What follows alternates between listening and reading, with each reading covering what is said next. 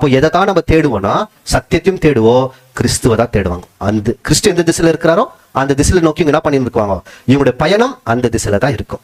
அப்படி போனா இவங்க யாராக மாறிடுவாங்கன்னா அவருடைய சாயலாகவே மாறுவாங்க.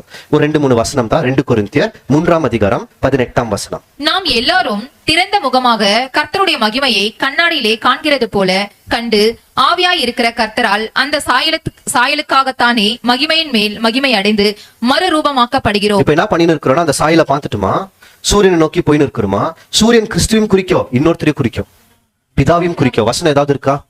ஜோதிகளின் பிதா, ஃபாதர் ஆஃப் லைட்ஸ் அப்படின்னு இருக்கும். அப்போ இதைதான் தேடி நான் இருக்கிறோம்னா போயின்னு இருக்கிறோம். இப்ப அந்த சாயில பார்த்துட்டுமா, சூரியன்ற சாயில பார்த்துட்டுமா, ஜோதிகளின் பிதா சாயில், அதான் அந்த வெளிச்சம் கிறிஸ்துன்ற சாயில பார்த்துட்டுமா. இப்ப நாளுக்கு நாள் என்ன இருக்கிறோமா, மகிமையின் மேல் மகிமை அடைஞ்சுன்னு இருக்கிறோமா. இப்படி ஆகிறவர்களை தான் யோவான் சொல்லுவார், இனி நாம் எவ்விதமா இருக்க போறோம் என்று தெரியாது, அவர் வரும்போது அவரை போல் நம்ம என்ன இருக்கோம், அவரை போலவே மாறி இருக்கோம், முகமுகமா பார்க்குவோம்னு சொல்வார். அப்போ எந்த சாயில கடைசியில போய் மாறுவாங்கன்னா சூரியனோட சாயில மாறுவாங்க. சூரியனா நம்ம மாறுவோமா? இப்ப கிறிஸ்துவ சூரியன் சொல்லியிருக்கு, நம்மள சூரியன் சொல்லியிருக்கா?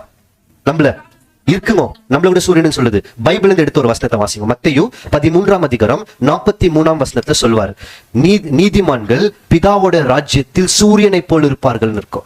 மத்தேயு 13:43 மைக்ல படிச்சு. அப்பொழுது நீதிமான்கள் தங்கள் பிதாவின் ராஜ்யத்திலே சூரியனை போல பிரகாசிப்பார்கள். எப்படி ஆயிடுவாங்களா? கிறிஸ்து சூரியன், சபை எப்படி மாறுறாங்க? அவரோட சாயலாகவே மாறிடுவாங்க.